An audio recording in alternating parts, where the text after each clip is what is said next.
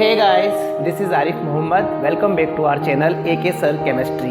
हमारा चैप्टर चल रहा है सरफेस केमिस्ट्री और सरफेस केमिस्ट्री में जो हम टॉपिक डिस्कस कर रहे हैं वह है क्लासिफिकेशन ऑफ कोलॉइड्स, यानी कोलॉइडों का वर्गीकरण। इस क्लासिफिकेशन के अंतर्गत लास्ट क्लास तक हमने फिजिकल फेज की रिस्पेक्ट में क्लासिफिकेशन डिस्कस कर लिया था, यानी भौतिक प्रावस्था के आधार पर कोलॉइडों को किस प्रकार से हम वर्गीकृत कर सकते हैं, ये बात हमने लास्ट क्लास तक कर ली थी। उसमें हमने देखा था सोल, जेल, एरोसोल, फोम। तो ये टर्म्स क्या है, इंपॉर्टेंट टर्म्स है। डायरेक्टली पूछा जाता है कि सोल क्या है, यानी सोल में डिस्पर्जन मीडियम और डिस्पर्जन फेज क्या है, ये आपसे पूछी जाती है, तो आपको ध्यान में रखना है। इसी टॉपिक को अपन अहेड शुरू करते हैं। तो थोड़ा सा रिमाइंड कर लेते हैं पहले कि सोल क्या था। सबसे पहले व्हाट इज सोल, सोल क्या है तो हमें पता होना चाहिए। सोल को याद रखने के लिए पेंट याद रखिए, जो दीवारों पे पेंट किया जाता है, तो वो पेंट किस फेज में, अपने को किस फेज में दिखता है, लिक्विड फेज में, यानी उसमें लिक्विड ज़्यादा है और सॉलिड कम है। जो चीज़ ज़्यादा होगी, अधिक होगी, वो क्या होगी, डिस्पर्जन मीडियम, और जो कम होगी वो क्या होगी, डिस्पर्ज फेज। तो यहाँ पे पेंट की हम बात करें तो अधिक क्या है, लिक्विड है, कम क्या है, सॉलिड है। तो अपन सोल किसके अकॉर्डिंग याद रखेंगे, जो दीवारों पे पेंट किया जाता है, ये आप ध्यान में रखिएगा। दीवारों पे जो पेंट किया जाता है उस पेंट के अकॉर्डिंग आप सोल को ध्यान में रखेंगे। तो इसमें अपन दोनों चीजें, एक तो क्या लिखते हैं अपन, डिस्पर्ज फेज। डिस्पर्स फेज का मतलब परिक्षिप्त प्रावस्था, और दूसरा क्या बताते हैं अपन, डिस्पर्जन मीडियम,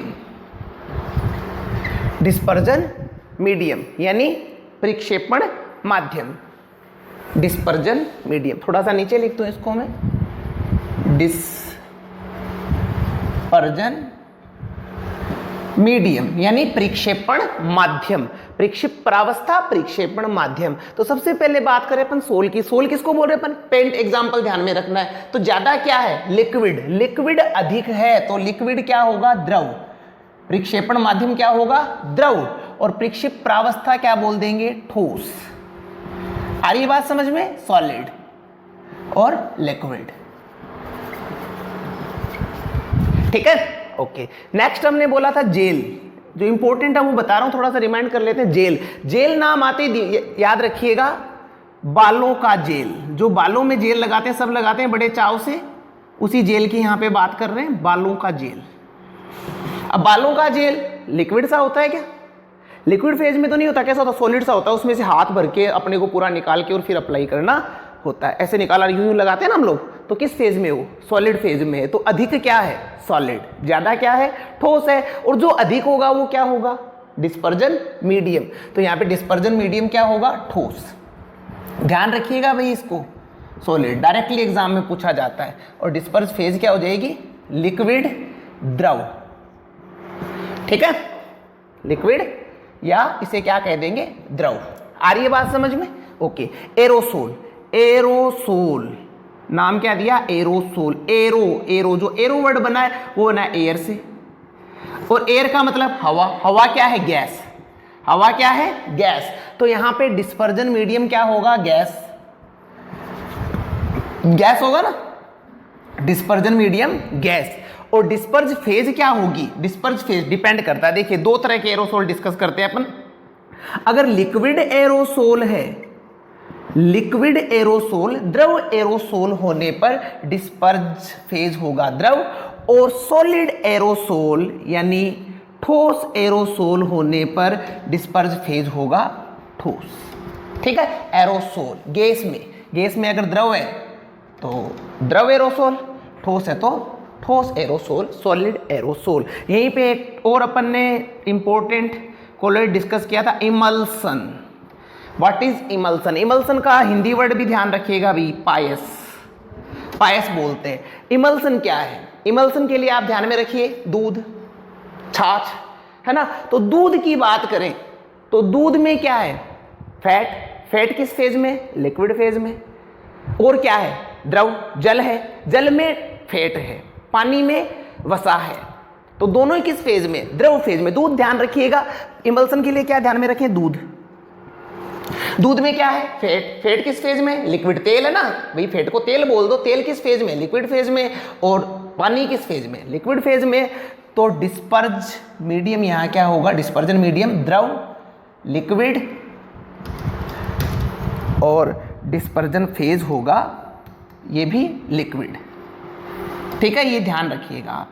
ठीक है, तो सोल क्या है, जेल क्या है, एरोसोल क्या है और इमल्सन क्या है, इंपॉर्टेंट है, इसलिए आपको इनको ध्यान में रखना है। थोड़ा सा मैंने आपको रिमाइंड करा दिया। अब अपना आज का जो आगे का टॉपिक है वो हम शुरू करने जा रहे हैं कि उसमें अपने को क्या डिस्कस करना है। तो ये तो फिजिकल स्टेट के रिस्पेक्ट में था, based on physical state of disperse phase और डिस्पर्जन मीडियम, दोनों की जो भौतिक परावस्था है, विक्षेपण माध्यम और प्रक्षिप्त परावस्था की भौतिक अवस्था के आधार पर वर्गीकरण था। अगला हमारा क्लासिफिकेशन है। क्या पढ़ रहे हैं हम? क्लासिफिकेशन। क्लासिफिकेशन, क्लासिफिकेशन मीन्स वर्गीकरण। किसका? कोलोइडों का। फर्स्ट एक डिस्कस हो गया है। अब अपन डिस्कस करने वाले हैं classification based on interaction, based on interaction between disperse phase and dispersion medium, dispersion medium based on disperse phase और डिस्पर्जन मीडियम। किसकी बेस्ट, किसकी रेस्पेक्ट में, किसकी बेस पे डिस्कस कर रहे हैं? इंट्रैक्शन। इंट्रैक्शन की बात कर रहे हैं। इंट्रैक्शन किन के बीच में? डिस्पर्ज फेज, परिक्षिप्त परावस्था, डिस्पर्जन मीडियम, परिक्षेपण माध्यम। और इन दोनों के बीच में कौन से फोर्स की बात कर रहे हैं? इनके बीच में इंट्रैक्शन मींस इनके बीच में क्या? आकर्षण। इंट्रैक्शन का मतलब क्या हो गया? आकर्षण। ठीक है, यानी प्रक्षिप्त परावस्था और प्रक्षेपण माध्यम के बीच का आकर्षण कैसा है, उसी के आधार पे हम आगे यहाँ पे क्लासिफाई करने वाले हैं। किसको? कोलोइड को। ठीक है, चलो इसको अपन बात करते हैं। सबसे पहले हमारे पास में डिस्पर्जन मीडियम है, उसमें अपन डिस्पर्ज फेज डाल रहे हैं। हमने डाला और डिस्पर्ज फेज एकदम डिसॉल्व हो गई, घुल गई डिस्पर्जन मीडियम में। फर्स्ट कंडीशन घुल गई। इमेजिन करिए कि क्या दिख रहा है आपको। आपने डिस्पर्जन मीडियम में डिस्पर्ज फेज डाला और डिस्पर्ज फेज डिस्पर्जन मीडियम में आराम से डिसॉल्व हो गई। प्रक्षेपण माध्यम और प्रक्षिप्त परावस्था एक दूसरे में घुल गए। First condition. सेकंड, आपने डाला किसको? प्रक्षेप परावस्था को प्रक्षेपण माध्यम में, डिस्पर्ज फेज को डिस्पर्जन मीडियम में। बट इनको आराम से ऐसे ही अपन यूं स्टीयर करके नहीं घोल सकते हैं। यानी यहाँ पे कोलोइडी विलेन बनाने के लिए हमें एक विशिष्ट मेथड को काम में लेना पड़ेगा। ये नहीं घुल रहा है। तो फर्स्ट और सेकंड दोनों कंडीशन को कंपेयर करिए। फर्स्ट कोलोइडी विलेन आराम से बन गया था, सेकंड बनाने के लिए आपको स्पेसिफिक मेथड काम में लेना पड़ रहा है। तो इनमें क्या हम डिफरेंस कर सकते हैं? फर्स्ट कोलोइडी विलेन आसानी से क्यों बन गया था?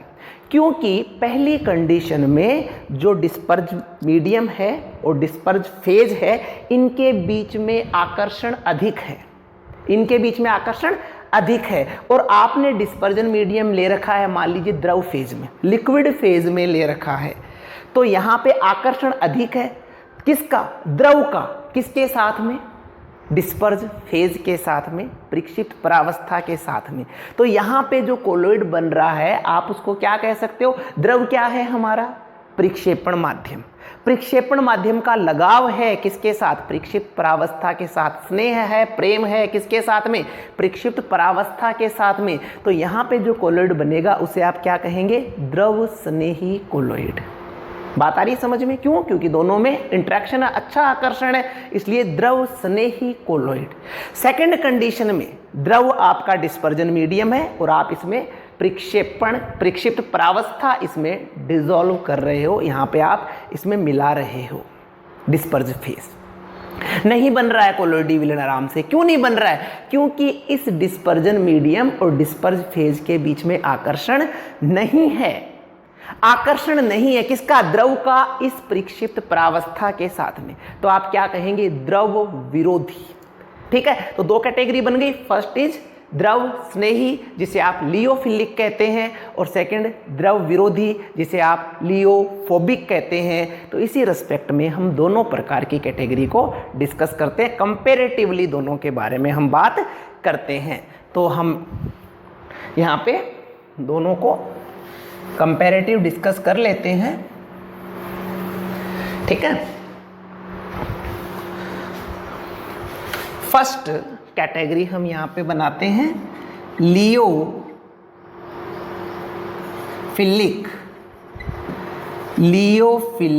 कोलोइड। ये देखिए टर्म्स ध्यान में रखिएगा भाई। लियोफिलिक केवल हिंदी पे ही नहीं लगे रहना, ये भी ध्यान रखिएगा। लियोफिलिक किसे कहते हैं? द्रव स्नेही। कोलोइड तो समझते हो, कोलोइड को तो कोलोइड ही कहते हैं, द्रव स्नेही कोलोइड। दूसरा है लियोफोबिक। फोबिक जानते हैं सब लोग, किसको कहते हैं? डर को, विरोध को फोबिक कोलोइड, यानी द्रव विरोधी कोलोइड। लियोफिलिक और लियोफोबिक कोलोइड दो कैटेगरी हमने यहाँ पे बना दी। किसके आधार पे? अट्रैक्शन के आधार पे। अगर अच्छा आकर्षण है, दोनों दो कंटेंट कौन कौन से, कंपोनेंट कौन कौन है? डिस्पर्जन मीडियम और डिस्पर्ज फेज। अगर दोनों के बीच में अच्छा आकर्षण है तो क्या कह देंगे? लियोफिलिक, द्रव स्नेही। और आकर्षण नहीं है तो लियोफोबिक, द्रव विरोधी कोलोइड। अब इनको अपन कंपैरेटिवली इनमें डिस्कस कर लेते हैं। फर्स्ट अपन बात करते हैं। देखिए इनको आप आसानी से बना सकते हैं, एक दोनों को आपस में मिला दो बन जाएगा, है ना। तो इनको क्या कर सकते हैं? आसानी से बनाया जा सकता है। इनको क्या कर सकते हैं? हम आसानी से बना सकते हैं। कैसे? सीधे मिलाकर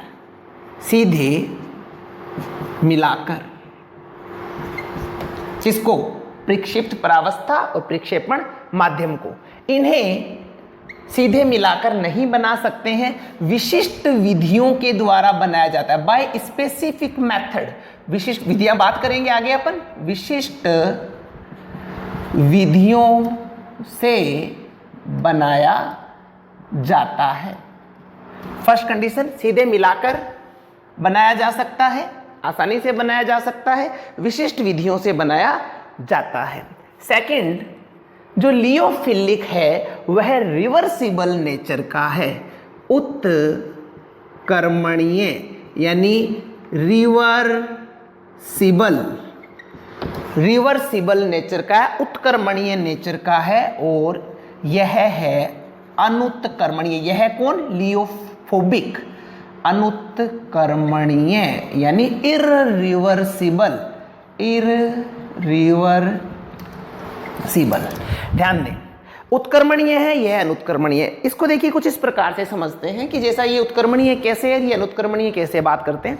जैसे छाछ सबके घरों में बनती है, जो गाँव से बिलोंग करते हैं फ्रेश घर पे छाछ बनती है, बाहर से भी लाते हो तो उसमें भी देख सकते हो आप। छाछ हमने थोड़ी देर के लिए ग्लास में डाल के और फ्रिज में रख दिया लगभग 1-2 घंटा के लिए। तो जब हम छाछ निकालते हैं तो क्या पाते हैं? पहले हमने छाछ रखी थी तो पूरी की पूरी अपने को वाइट ही दिखाई दे रही थी, पूरी की पूरी एक जैसी दिखाई दे रही थी। पर जब हमने इसको थोड़ी देर के लिए फ्रीज में रख दिया तो हमने क्या पाया कि जो वाइटनेस है वो नीचे की तरफ बैठ गई और ऊपर हमें क्या दिखाई दे रहा है? द्रव, लिक्विड पदार्थ हमें इसके ऊपरी पार्ट पर हमें दिखाई दे रहा है। ठीक है, अब आपने या मैंने क्या करना है? छाछ पीनी है, तो छाछ पीनी तो हम क्या करेंगे? इसमें स्पून डालेंगे और इसको स्टीयर करके मिला लेंगे, छाछ वापस पहले जैसी हो जाएगी, आराम से हो गया। यानी जो छाछ के जो पार्टिकल्स है वो नीचे चले गए थे, परंतु जैसे ही आपने घोला तो छाछ वापस पहले जैसी तैयार हो गई। यानी उत्कर्मणीय, उल्टी दिशा में प्रोसेस वापस चला गया। एक बार नीचे बैठ गया था जो फैट था वो, पर जैसे ही आपने इसको घोला तो वापस उसमें पूरा का पूरा प्रोटीन और फैट डिसॉल्व हो गया, है ना। तो इस प्रकार का प्रोसेस उसको अपन क्या करें? उत्कर्मणीय। बट अनुत्कर्मणीय क्या है? एक बार अगर कणों का अवक्षेपण हो गया, एक बार यदि जो पार्टिकल्स है वो कोगुलेट हो गए तो उसके बाद में उन्हें वापस से कोलॉइड फेज में नहीं लाया जा सकता है। इसको कहते हैं अपन अनुत्क्रमणीय। ठीक है, ओके, आ रही है बात समझ में? रिवर्सिबल और इरिवर्सिबल क्या होता है। फिर इसके बाद में देखिए, ये स्वतः ही स्थायी होते हैं, इतना इंटरेक्शन इनके बीच में स्ट्रॉन्ग है कि ये कोलॉइडी फेज में ही बने रहेंगे। तो क्या कह दें, स्थायी होते हैं, स्थायी होते हैं। इनमें डिस्पर्जन फेज, डिस्पर्जन मीडियम और डिस्पर्ज फेज के बीच में कोई इंटरेक्शन नहीं है, इसलिए क्या करना पड़ेगा, इन्हें ये अस्थायी होते हैं, अस्थायी होते हैं। स्थायी करने के लिए इनमें क्या करते हैं, एक स्टेबलाइजर मिलाते हैं, स्थायी कारक मिलाते हैं, स्थायी कारक मिलाते हैं। एक इसमें स्टेबलाइजर का यूज करेंगे, स्थायी कारक का यूज करेंगे, जबकि जो लियोफिलिक है वो सेल्फ ही स्टेबलाइज है, इसमें आपको स्थायी कारक की जरूरत नहीं होगी। ठीक है, फोर्थ अपन देखते हैं विद्युत अपघट्य मिलाना। देखो, विद्युत अपघट्य वाली बात है वो थोड़ी सी अपन डिस्कस कर लेते हैं। यहाँ पे एक चीज आपको मैं बता दूं यहाँ पे कि जो कोलॉइडी विलयन होगा, कोलॉइडी सॉल्यूशन होगा, उसमें कणों के ऊपर आवेश होगा। क्या होगा, आवेश होगा। और आवेश कैसा होगा, एक ही टाइप का होगा, या तो पॉजिटिव होगा या नेगेटिव होगा। हमेशा ध्यान में रखिएगा, ट्रू सॉल्यूशन की तरह यहाँ पे पॉजिटिव और नेगेटिव दोनों प्रकार के चार्ज्ड आयन नहीं होते हैं, या तो पॉजिटिव होगा या नेगेटिव होगा। अब मान लीजिए हमारा ये कोलॉइड सॉल्यूशन है, इस पे पॉजिटिव चार्ज है, इन कणों पे कैसा चार्ज है, पॉजिटिव। एक ही टाइप का चार्ज होगा भी है ना इन कणों पे, जो यहाँ पे प्रक्षिप्त प्रावस्था है, इसके कणों पे पॉजिटिव चार्ज है। ठीक है, आप इसमें कोई इलेक्ट्रोलाइट मिला रहे हो। ठीक, इलेक्ट्रोलाइट का मतलब उसमें पॉजिटिव भी है, उसमें नेगेटिव भी है। तो यहाँ पे पहली कंडीशन, यहाँ पे जो पॉजिटिव चार्ज आयन है, इनका इस प्रक्षेपण माध्यम के साथ में, डिस्पर्जन मीडियम के साथ में इंटरेक्शन बहुत ज्यादा है, आकर्षण अत्यधिक है। पहली कंडीशन बता रहा हूं, इन कणों का इस डिस्पर्जन मीडियम के साथ में इंटरेक्शन अत्यधिक है, बहुत ज्यादा है। तो आप इसे कौन सी कैटेगरी में रखेंगे, लियोफिलिक में या लियोफोबिक में? कौन सी में रखेंगे, लियोफिलिक में, द्रव स्नेही में। ठीक है, ओके, तो इसी में डिस्कस कर लेते हैं। आपने इसमें इलेक्ट्रोलाइट मिलाया, इलेक्ट्रोलाइट में पॉजिटिव नेगेटिव दोनों प्रकार के आयन प्रेजेंट है। तो नेगेटिव आयन क्या करेंगे, यहां पे जाएंगे, नेगेटिव आयन इनसे क्रिया करेंगे। अब नेगेटिव आयन क्रिया तो करेंगे, बट यहां पे इंटरेक्शन बहुत ज्यादा है, इसलिए नेगेटिव आयन इजीली क्रिया नहीं कर पाएंगे। इसलिए आपको क्या करना पड़ेगा, इसमें अत्यधिक मात्रा में, बहुत ज्यादा जब आप इसमें इलेक्ट्रोलाइट मिलाओगे, तब ये नेगेटिव आयन इस पॉजिटिव से क्रिया करेंगे। नेगेटिव पॉजिटिव जब क्रिया कर लेंगे तो नेगेटिव पॉजिटिव क्रिया करके क्या हो जाएंगे, न्यूट्रल हो जाएंगे, और न्यूट्रल होके कहां बैठ जाएंगे, पेंदे में बैठ जाएंगे। परंतु कब, जब आप अत्यधिक इलेक्ट्रोलाइट इसमें मिलाएंगे। रीजन क्या है, यहां पे डिस्पर्ज फेज और डिस्पर्जन मीडियम के बीच में अत्यधिक आकर्षण उपस्थित है, इसलिए ये इसको छोड़कर पेंदे में नहीं बैठना चाहते हैं यहां पे। तो हम क्या कह सकते हैं, अधिक विद्युत अपघट्य, अधिक विद्युत अपघट्य, इलेक्ट्रोलाइट अपघट्य मिलाने पर इनका स्कंदन, कोगुलेशन हो जाता है। अधिक मिलाने पर, कारण मैंने आपको बता दिया। अब अपन नेक्स्ट कंडीशन डिस्कस करते हैं। यहाँ पे ये पॉजिटिव चार्ज्ड कोलॉइड है, पर क्या इन पॉजिटिव आयनों का डिस्पर्जन मीडियम के साथ में इंटरेक्शन है क्या? नहीं है, इंटरेक्शन है ही नहीं। आपने तो स्टेबलाइजर मिला के इसको स्टेबल कर रखा है। तो इसमें क्या करेंगे, आप थोड़ा सा इलेक्ट्रोलाइट डालेंगे, थोड़ा सा इलेक्ट्रोलाइट डालते ही माइनस क्या होगा, प्लस के साथ क्रिया कर लेगा और कोगुलेट हो जाएंगे, स्कंदित हो जाएंगे। यहाँ पे क्या किया था इस कंडीशन में, बहुत सारा इलेक्ट्रोलाइट डाला तब कोगुलेशन हुआ, और यहाँ पे क्या होगा, थोड़ा सा इलेक्ट्रोलाइट डालते ही ये पेंदे में बैठ जाते हैं। तो हम क्या कह सकते हैं, फोर्थ, कम विद्युत अपघट्य मिलाने पर इनका स्कंदन हो जाता है। ठीक है, ये ये जो कंपैरिजन है, डिस्क्विंस कह सकते हो, कंपैरिजन बोल सकते हो, तो ये इंपॉर्टेंट है भाई, ध्यान में रखिएगा क्या क्या यहाँ पे हो रहा है।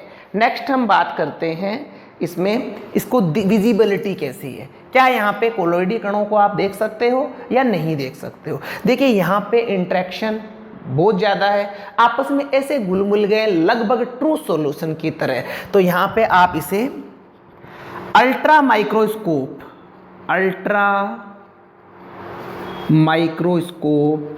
से भी नहीं देख सकते हैं, इसे नहीं देख सकते हैं, कण नहीं दिखाई देंगे आपको क्योंकि इंटरेक्शन बहुत ज़्यादा है। जबकि इन्हें अल्ट्रा माइक्रोस्कोप, सूक्ष्मदर्शी की बात कर रहे हैं, अल्ट्रा माइक्रोस्कोप से देख सकते हैं। इनमें इतना ज़्यादा इंटरेक्शन है कि ये दिखाई नहीं देंगे। आप अल्ट्रा माइक्रोस्कोप से देख रहे हैं तो भी आपको यहाँ पे जो डिस्पर्स फेज है वो दिखाई नहीं देगी, जबकि यहाँ पे आप आसानी से इसे देख सकते हैं। नेक्स्ट हम बात करते हैं विस्कोसिटी या श्यानता की। श्यानता सब जानते हैं, श्यानता क्या होता है, द्रवों के बहने का गुण है। द्रव जब बहते हैं परतों के रूप में बहते हैं और इन परतों के बीच में फ्रिक्शन क्रिएट होता है, घर्षण क्रिएट होता है, और यह घर्षण के कारण जो बल लग रहा है उसे कह रहे हैं घर्षण बल। जितना इस घर्षण बल का मान अधिक होता है द्रव उतना ही धीमे धीमे बहता है, धीमे धीमे। समझ रहे हैं मेरी बात, कि जितना इन परतों के बीच में जो घर्षण बल है वो अधिक होगा तो उतना ही द्रव धीमे धीमे बहेगा। ठीक है, तो यहां पे हम बात करें ये कैसे घुले, ऐसे घुले कि एक दूसरे में अच्छे से समा गए। धीरे धीरे कौन बहेगा, जो जितना ज्यादा गाढ़ा होगा। तो यहाँ पे क्या होगा, क्या लगता है आपको, यहाँ पे गाढ़ा सॉल्यूशन बनेगा या पतला बनेगा, गाढ़ा बनेगा ना, क्योंकि एक दूसरे में अच्छे से घुल गए। तो यहाँ पे श्यानता का मान क्या होगा, अधिक होगा। श्यानता विस्कोसिटी को कहते हैं, श्यानता, viscosity is the English word and श्यानता इज हिंदी वर्ड। तो श्यानता अधिक होती है किससे, परिक्षेपण माध्यम से, परिक्षेपण माध्यम से श्यानता अधिक होती है। जबकि यहाँ पे ये तो चाह ही नहीं रहे थे मिलना, इनके बीच में तो बेर पड़ा हुआ है, दुश्मनी हो रखी है, तो यहाँ पे क्या घुल मिल जाएंगे क्या, नहीं। तो श्यानता क्या होगी, परिक्षेपण माध्यम के समान ही होगी।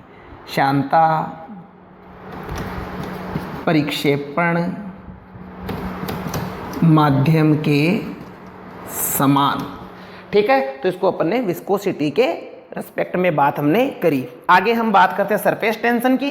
सरफेस टेंशन पृष्ठ तनाव, पृष्ठ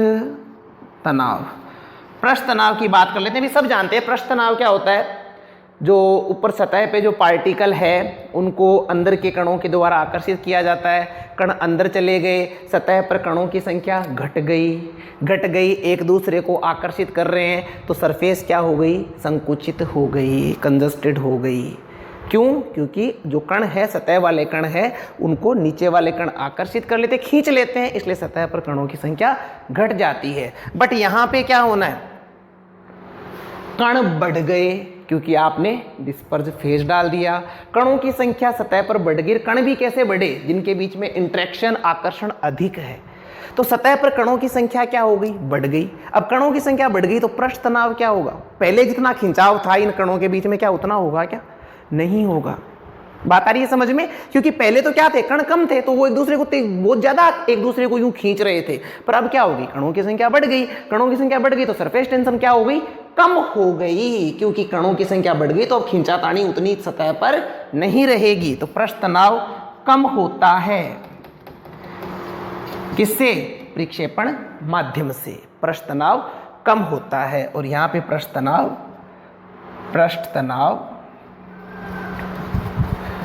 परिक्षेपण माध्यम के समान या बराबर, कुछ भी कह दो, चाहे बराबर कह दीजिए चाहे समान कह दीजिए, परिक्षेपण माध्यम पृष्ठ तनाव के समान होता है। यहां तक दिख रहा है आपको? ओके, एक और लिख सकते हैं अभी।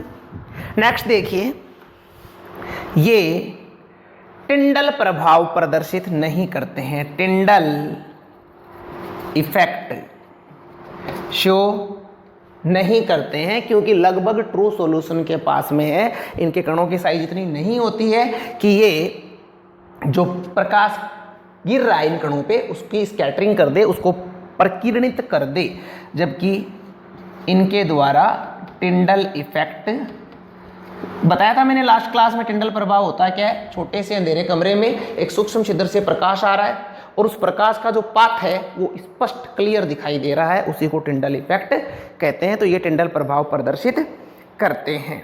ठीक बात है? ओके, एक और लास्ट इसमें डिफरेंस है, यहाँ लिख देते हैं। जब इनको द्रव में घोला तो ये द्रव में मिल गए, मिलना। देखिए, एक बात अपन बताते हैं कि जब किसी पदार्थ को द्रव में घोला जाता है तो यदि वो घुल रहा है, इसका मतलब ये है कि इस पदार्थ के कण और जल के जो आयन है उनके बीच में अच्छा खासा आकर्षण है, और उसी आकर्षण के लिए एक टर्म काम में लेते हैं अपन, हाइड्रेशन, जल योजन। अगर जल योजन या द्रव योजन की बात करें तो हमसे पूछे जल योजन यहाँ ज़्यादा है, यहाँ ज़्यादा है। जल योजन कहाँ ज़्यादा होगा? जहाँ आकर्षण ज़्यादा होगा। और जल योजन कहाँ नहीं होगा? जहाँ पे आकर्षण ही नहीं होगा। तो यहाँ पे हम क्या कह देंगे? जल योजित होते हैं, जल योजित होते हैं, और ये जल योजित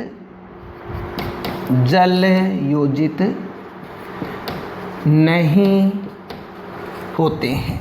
तो ये डिफरेंस है लियोफिलिक और लियोफोबिक कोलॉइड्स में, इंपॉर्टेंट है। मैंने आपको एक एक बता दिया। फिर भी अगर कोई डाउट होता है तो आप मुझसे बात करिए, मैं आपका डाउट डेफिनेटली सॉल्व करूंगा। इसे आप छाप लीजिए या इसका आप स्क्रीनशॉट ले लीजिए, फिर आगे की बात करते हैं।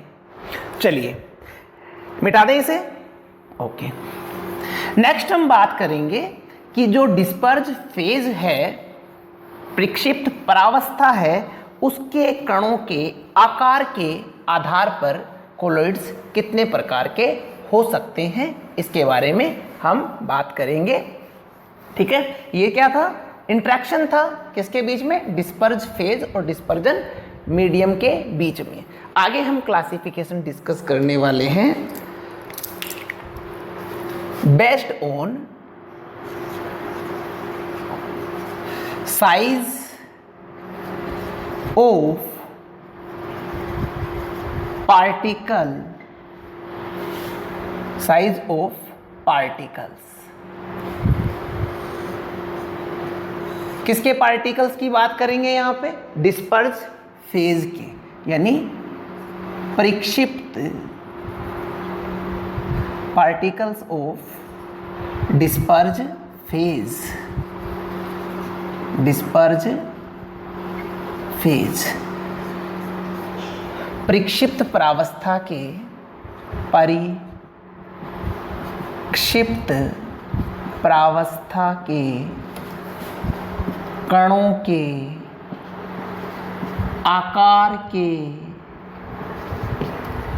आधार पर, परिक्षिप्त परावस्था के कणों के आकार के आधार पर। ठीक है, सबसे पहले यहाँ पे हम डिस्कस करने वाले हैं, कण लेंगे किसके? परिक्षिप्त परावस्था, डिस्पर्ज फेज के यहाँ पे कणों की हम बात करेंगे। तो सबसे पहले हम यहाँ पे डिस्कस करने वाले हैं बहुगुणित कोलॉइड, बहुगुणित कोलॉइड, यानी कि मल्टी मॉलिक्यूलर कोलॉइड। क्या है बहुगुणित? देखिए, बिगिनिंग में मैंने आपको कोलॉइडी कणों की साइज बताई थी। कोलॉइडी कणों की साइज होती है 10⁻⁻5 सेंटीमीटर से 10⁻⁻7 सेंटीमीटर से 10⁻⁻5 सेंटीमीटर। ये जो परास है ये कोलोइडी कणों की साइज है। अगर इस साइज के कण हैं तो वो कोलोइडी विलन बना लेंगे। हम यहाँ पे बात करें बहुगुणित कोलोइड, तो यहाँ पे जो परिक्षिप्त परावस्था है उसके कणों का आकार यहाँ पे जो अपने को एक क्राइटेरिया दिया है इससे क्या है, कम है। परिक्षिप्त परावस्था के कणों का आकार कोलोइडी कणों के आकार से छोटा है, बट इन कणों के बीच में एक फोर्स प्रेजेंट है। कौन सा फोर्स? वैंडर वाल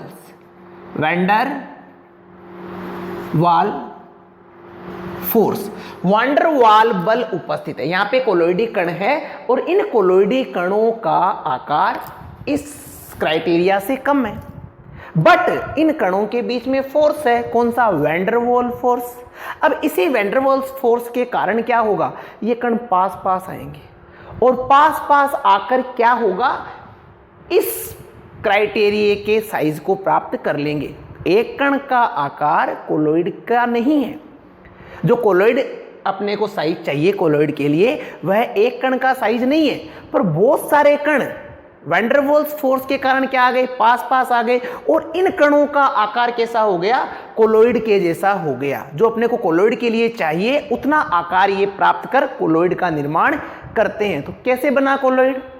बहुत सारे मिलकर, बहुगुणित, मल्टी मॉलिक्यूलर, बहुत सारे मॉलिक्यूल्स मिलकर कोलोइड का निर्माण कर रहे हैं, इसलिए नाम क्या दे दिया, बहुगुणित कोलोइड या मल्टी मॉलिक्यूलर कोलोइड। किसी एक सिंगल जो कण है यहाँ पे उसका कोलोइडी आकार नहीं है। इन्होंने क्या किया, बहुत सारे कणों ने मिलकर कोलोइडी आकार प्राप्त किया है, साइज ऑफ कोलोइड अचीव किया है, बहुत सारों ने मिलकर, इसलिए नाम दे दिया बहुगुणित या मल्टी मॉलिक्यूलर कोलोइड। इसका एग्जांपल देखिए, गोल्ड सोल,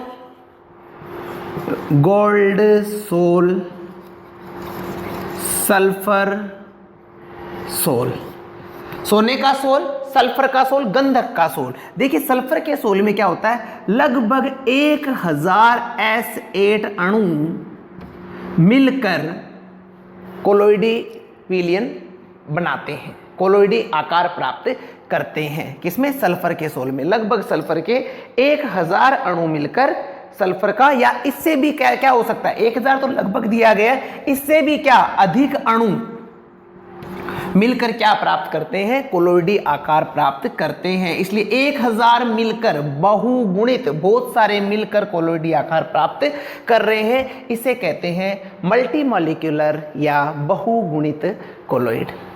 ठीक है, उम्मीद कर रहा हूं आपके समझ में आ गया होगा। आगे बात करते हैं नेक्स्ट, वृदाण्विक कोलोइड या वृहद अणुक कोलोइड। नेक्स्ट जो कैटेगरी है यहाँ पे हम डिस्कस करेंगे मैक्रोमोलेक्यूलर या वृहद अणुक। वृहद बोलते हैं बड़े को। ये तो क्या थे, कोलोइडी से छोटे थे, कोलोइड से। अभी अपन बात कर रहे हैं वृहद अणुक कोलोइड, वृहद अणुक कोलोइड। ठीक है, यानी मैक्रोमोलिक्यूलर, देखो जो इनका टॉपिक है ना वही पूरी बात बता देता है हमें कि होना क्या है। मैक्रोमोलिक्यूलर कोलोइड, वृहद अणुक कोलोइड। ध्यान दें, पिछले जो लास्ट अपने टॉपिक डिस्कस किया बहुगुणित, वहां पे कणों का आकार कोलोइड का नहीं था, बहुत सारों ने मिलकर कोलोइडी आकार प्राप्त किया था। अब यहां पे क्या होना है, आकार जो कण है, परिक्षिप्त प्रावस्था के कण है, उनका आकार कोलोइडी कणों के आकार से बहुत ज्यादा है, परंतु जब इन्हें डिस्पर्जन मीडियम में मिलाया जाता है, जब इन्हें डिस्पर्जन मीडियम के साथ में इनको मिलाया जाता है तो ये कण क्या करते हैं, कोलोइडी आकार प्राप्त कर लेते हैं। इंडिविजुअली इनका आकार कोलोइडी आकार नहीं था, परंतु जब इन्हें डिस्पर्जन मीडियम में मिलाया जा रहा है तब ये कोलोइडी आकार प्राप्त कर लेते हैं। यानी कोलोइड पहले तो आकार बहुत बड़ा है, पर डिस्पर्जन मीडियम में जाकर ये कोलोइडी आकार प्राप्त करते हैं। इस कैटेगरी में मोस्टली कौन आते हैं, पॉलीमरों को इस कैटेगरी में रखा गया। पॉलीमर क्या होते हैं, बहुत बड़े अणु होते हैं, इसलिए नाम क्या दे दिया, वृहद अणुक, मैक्रोमोलिक्यूल। पॉलीमर वास्तव में क्या है, मैक्रोमोलिक्यूलिस्ट तो है। अपने पूरा इसमें 12th क्लास में पॉलीमर टॉपिक भी दिया हुआ, वहां पे भी डिस्कस करना है। तो यहाँ पे पॉलीमर इस कैटेगरी में रखेंगे, और पॉलीमर बोथ नेचुरल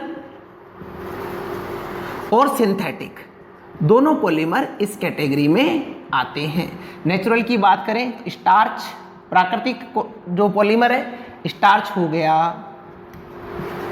सेलुलोज हो गया, प्रोटीन हो गया, ये सारे के सारे इस कैटेगरी में आएंगे वृहद अणु कोलोइड में। और सिंथेटिक की बात करें तो सिंथेटिक में नाइलॉन हो गया, नाइलॉन, इसके अलावा पॉलीथीन हो गया, ठीक है। तो इस तरह के ये जो है आपके वृहद अणु कोलोइड कैटेगरी में आएंगे। यानी आकार बहुत बड़ा है पर डिस्पर्जन मीडियम में जाकर ये कोलोइडी आकार प्राप्त कर रहे हैं। तो ये हो गया हमारा वृहद अणुक कोलोइड। इसके बाद हम नेक्स्ट डिस्कस करेंगे सगुणित कोलोइड। इंपॉर्टेंट टॉपिक है, थोड़ा सा ध्यान से इसको देखते हुए नोट डाउन करते हुए चलिएगा। नेक्स्ट है सगुणित कोलोइड। सगुणित कोलोइड means associated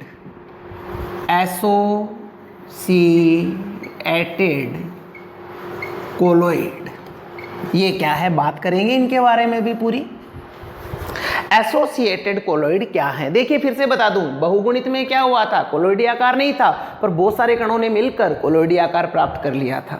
वृहद अणुक में क्या हुआ था, कोलोइड से बहुत बड़ा है पर जब डिस्पर्जन मीडियम में घोला गया तो कोलोइडी आकार प्राप्त कर लिया।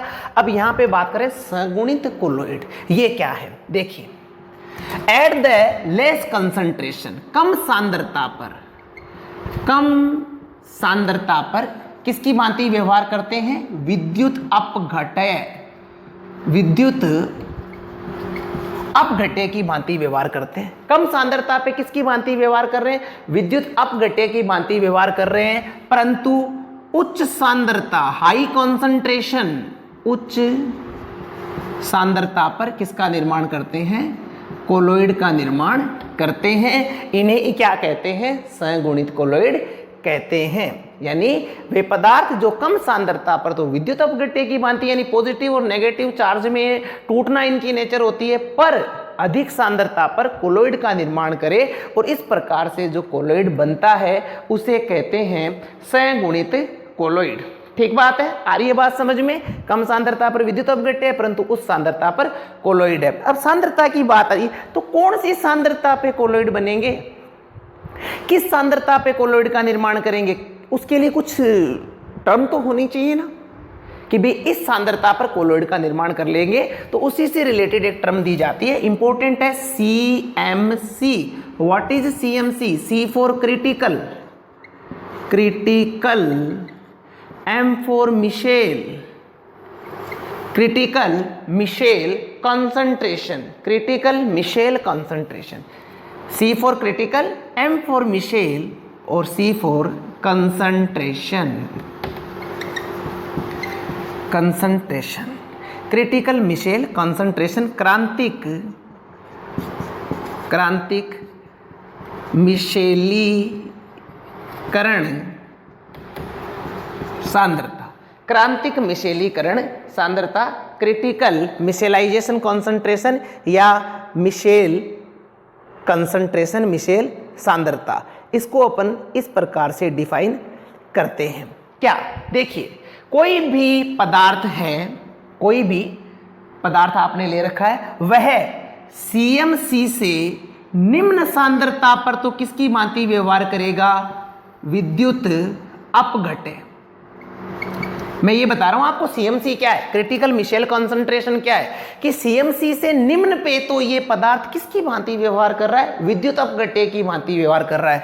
परंतु CMC से उच्च सांद्रता पर किसका निर्माण कर रहा है, कोलोइड का निर्माण कर रहा है।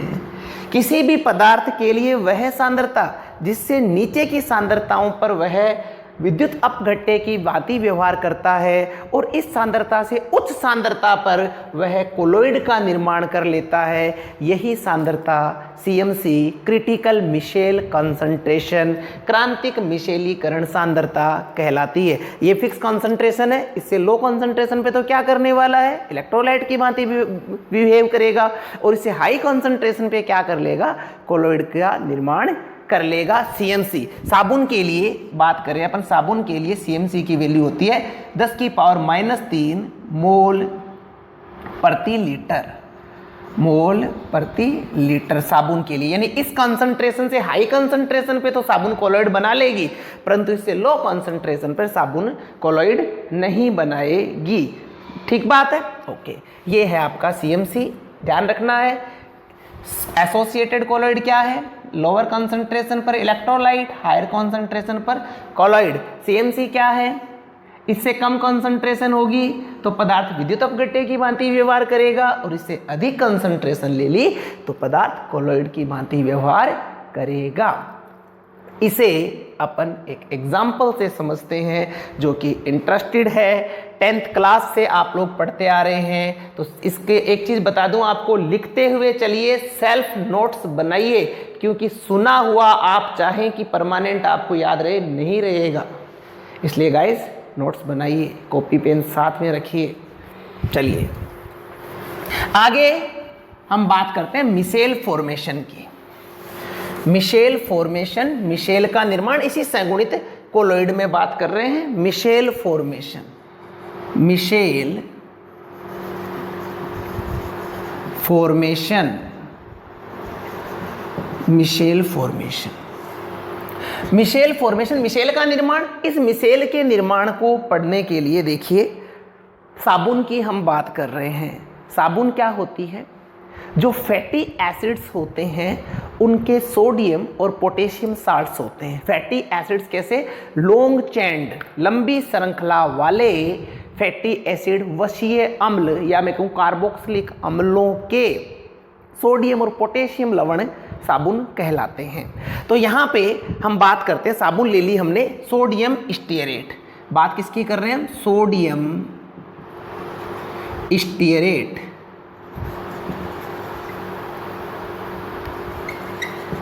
सोडियम स्टीयरेट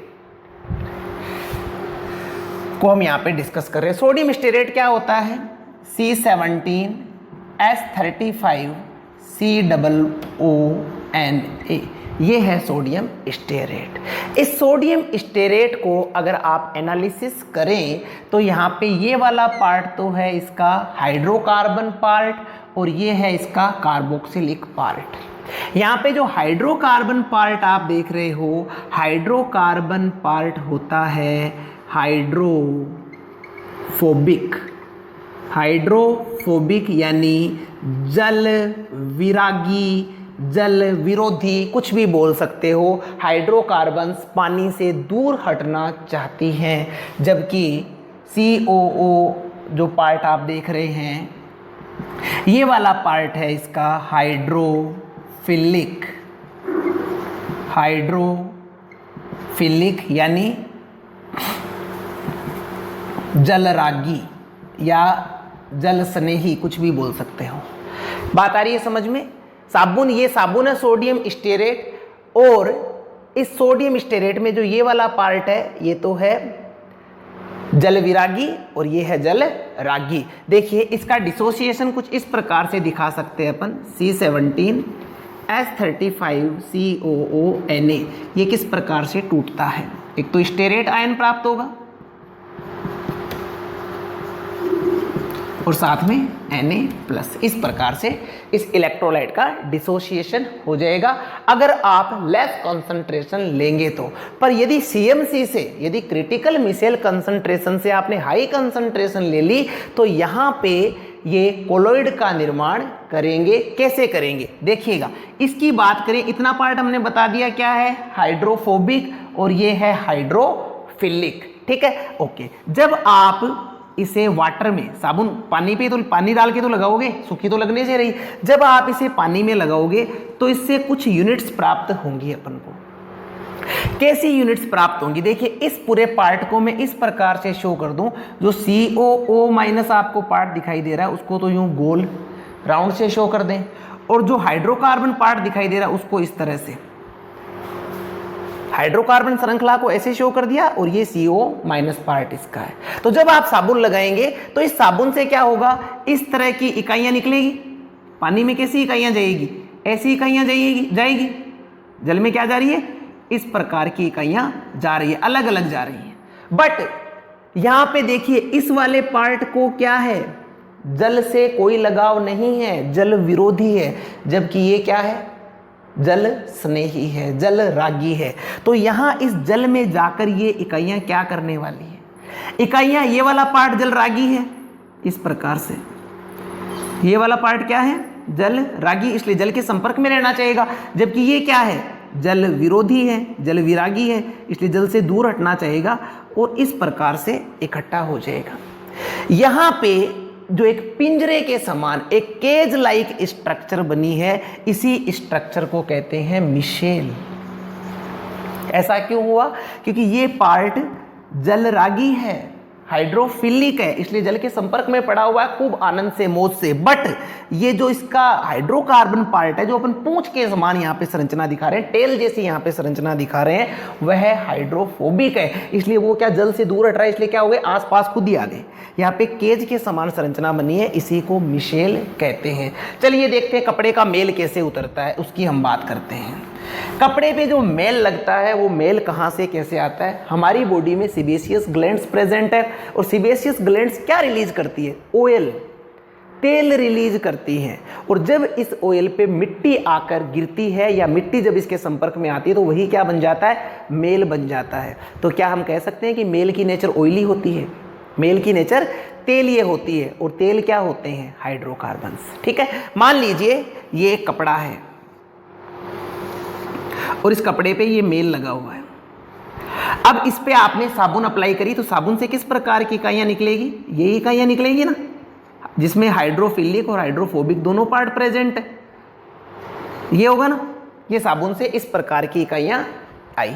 अब देखो ये इकाइयां, इन इकाइयों में ये वाला पार्ट हाइड्रोफोबिक है, जल विरोधी है, और जल विरोधी होने के कारण जल से तो दूर हटना चाहेगा, परंतु तेल की नेचर भी कैसी है? हाइड्रोकार्बन, ये भी जल विरोधी है। तो अब ये पानी से तो दूर हटना चाहती है, पर तेल के क्या चाहेगी? ज्यादा से ज्यादा संपर्क में जाना चाहेगी। तो जब हम कपड़े को मसलते हैं, रगड़ते हैं, पछाड़ते हैं, तो क्या होता है? यहाँ पे जो प्रोसेस होती है देखिएगा, ये इकाइयां साबुन से निकल गई और ये अधिक से अधिक इस तेल के संपर्क में जाना चाहती हैं। ये देखिए, अधिक से अधिक संपर्क में जाने के कारण एटलीस्ट क्या होगी? यहाँ पे देखिए मेल पूरा चिपका पड़ा था, इस मेल को इन्होंने अलग कर लिया। एटलीस्ट क्या करेगी? ये कपड़े से मेल को अलग करके इस प्रकार से पृथक हो जाएंगी। तो यहाँ पे जो ये केज लाइक स्ट्रक्चर बनी है, इसी स्ट्रक्चर को मिशेल कहते हैं। यहाँ पे ये मिशेल इस मेल को लेके साइड में चलेगी। कहने का मतलब ये है, घर पे मम्मी या कोई भी कपड़े धो रहा है तो वो मिशेल्स, पता नहीं कितनी मिशेलों का निर्माण करते हैं, इसे ही मिशेल कहते हैं। आप देख सकते हो मिशेल के द्वारा किस प्रकार से कपड़े की सफाई होती है। अपन अगर मिशेल का एक क्लियर डायग्राम बनाना चाहें तो इस प्रकार से बना सकते हैं। ये आपका हाइड्रोफोबिक पार्ट, ये हाइड्रोफिलिक पार्ट, बीच में क्या होगा? इनके मेल होगा। मेल की नेचर कैसी है? ऑयली। और ये बन गई मिशेल। अब इस पे कौन सा चार्ज है? नेगेटिव चार्ज है ना, CO माइनस, तो किसको अट्रैक्ट कर रहा है? Na प्लस को। ये है मिशेल का फॉर्मेशन। मिशेल, इसे कहते हैं मिशेल। तो गाइज इस क्लास में इतना ही, मिलेंगे अगली क्लास में। Surface chemistry complete theoretical topic है, पर एक एक चीज क्लियर करके आपके दिमाग पे सेट करना मेरी रिस्पॉन्सिबिलिटी है, पर आपकी भी एक रिस्पॉन्सिबिलिटी है। रेगुलर रहना, नोट्स बनाना, रिपीट करना। तो पढ़ते रहिए। Wish you all the best. मिलेंगे अगली क्लास में। Thank you very much.